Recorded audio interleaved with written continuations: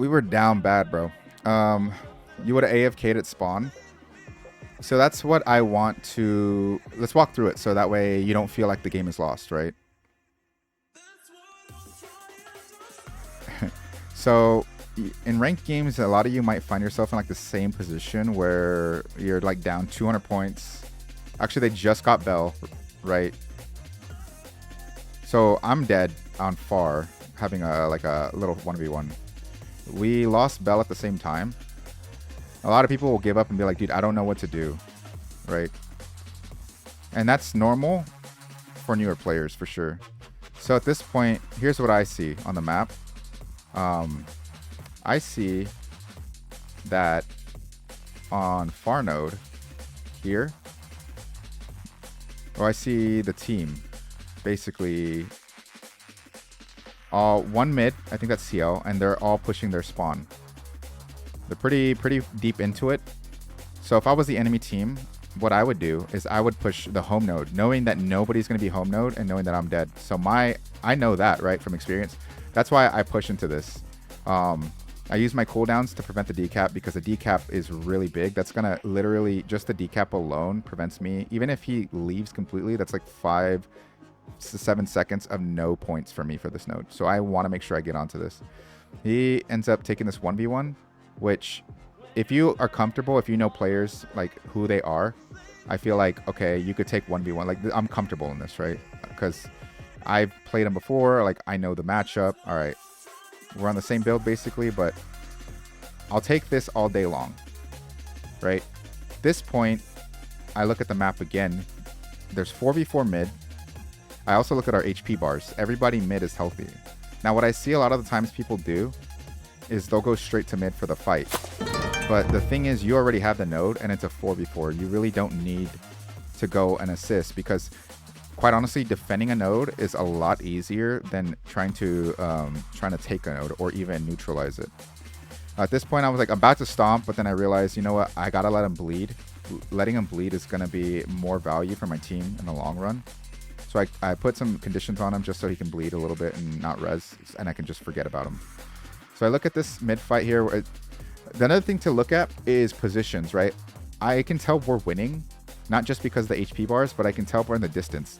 When their team is pulling back, that means that they're low on defensives, right? Their cooldowns are back, like they're trying to survive. So you can kind of gauge how a match is going when you see positions as well. Like positions are important. As you notice, they're like going far, right? They're trying to like create some space so that they can get their cooldowns back. So I push in. Now what Endo does, Endo actually reads this so well because as I push in, my goal, I was like, dude, do I go here in this fight or do I go far? But I go and push in because I was going to go far, but I see Endo already going far. Like he shadow stepped immediately. That turned me into going to mid. I'm like, all right, cool. I'll take his place here because he can get the decap far. We still have a 4v4 that might pressure them to want to have their 5th player come into this fight. All right. So because of that, he's focused on this. Then we can have like Endo basically getting a free back cap. So we're just in this fight here, right? We're trying to get some kills. I'm trying to kill their support. We get a DPS. I'm rezzing here because I think there's poison on the body and I want CL to be able to get the signet off. So I just like try to keep him alive as easy as possible. We do. The 5th did come in, as you can see from behind. So their cooldowns are up. There's a kill at the bottom. We also have a down. But I think he gets rallied. So we have 1 dead here. I'm cleaving this area so I prevent the res. Now, the minute this happens, you see he's pushing far. All right. So I'm like, all right, cool. We don't need to cap 3 nodes now. We just have 2 times good. Me and Endo secure the kill. I go to this. I go to the far node so I can try to get a cap. I know I'm not going to because we took so much time in that mid fight that they're going to already be on respawn before I can get this fully capped. All right. I think this actually gets me. I think I die here. I play this poorly because I should have won this. But I think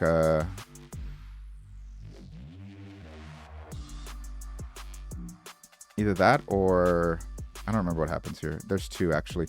No, I don't die here. So now there's 2, but the big, what we ended up doing is we over rotated. Like our team, as you can tell, So there's 3 of us on 1 down state. That's kind of a problem, right? Because we get this kill here, where Endo gets the kill there, right? Now you see on the map, if you could see in the corner here, we have 1 at home, we have 1 at mid, and support's here. Support's just trying to figure out like where their DPS is going. But we see that kill, everyone kind of goes to that down body, and so that's where we lose mid, right? Because we're not actually paying attention to the map. Endo goes to help home, which is good rotation, but the 2 should have been at mid instead of trying to like do the body. Actually, Cannon's up in 13, so that's another thing. Like, hey, they're watching Cannon. It's fine. So I'm in this 1v1 at this point. Okay. Now, taking this is fine. The support comes in. Wherever there's a support, I'm probably going to lose the fight. So my goal is to just stall this node. Right? I don't want to let them have it, but I also don't want to die. Endo comes in for the plus, right? So we're in a poor 2v2 because they have a support. The sustain is just too good. Now at this point, I heal myself. Now there's 3, right? At this point, from what I'm looking at, mid, we got a kill.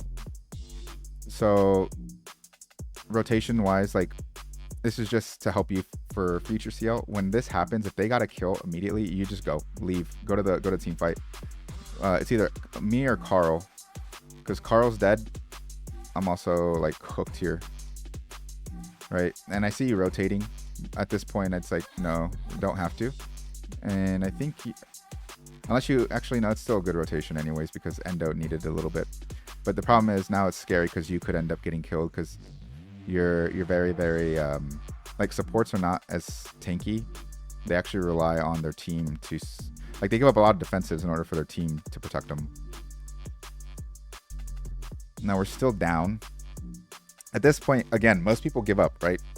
Because you're down, you're basically, they're 50 points, they're gonna win. They have 1 node.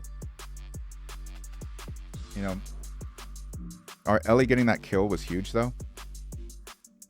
So I have to stop the cat mid. If I don't stop the cat mid, the game's over.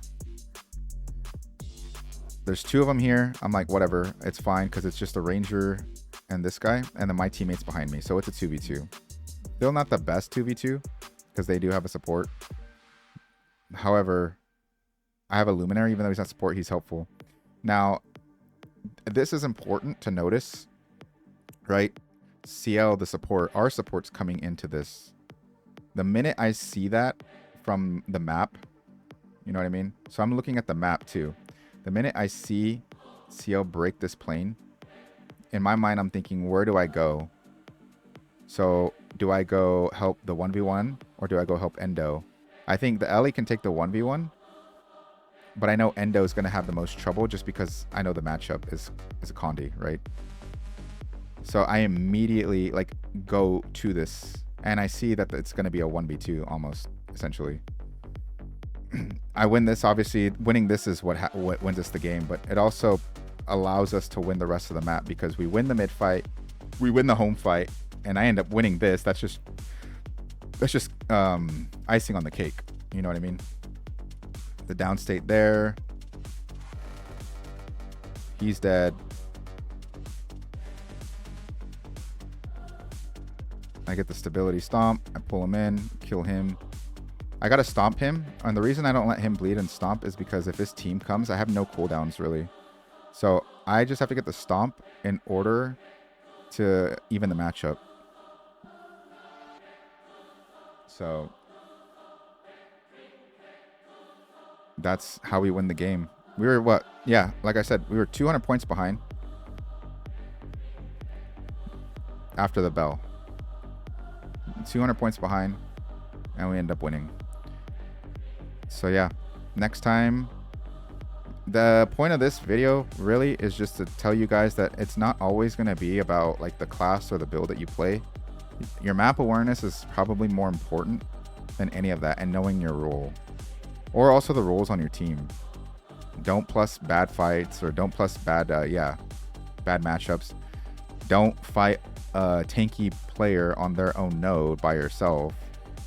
you know, exploit their weaknesses, and then pay attention to a lot of the nuances. Like, what are they doing? Are they running away? Are they pushing in?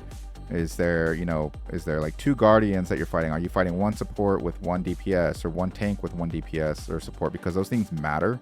And I think paying attention to that and surviving, you can win more games, because that actually helps you impact your team a lot more than you taking ego 1v1s that last 30 years. Even if you win the match, you let your team die everywhere else, right? And so when you lose rating, it's like sometimes you're thinking, well, what could I do? But realistically, it's like you could do more for your team. So yeah, that's it. If you like it, then you know, hope you subscribe to the YouTube channel, because that's where this is going now that I'm done recording it. Did you guys find that helpful?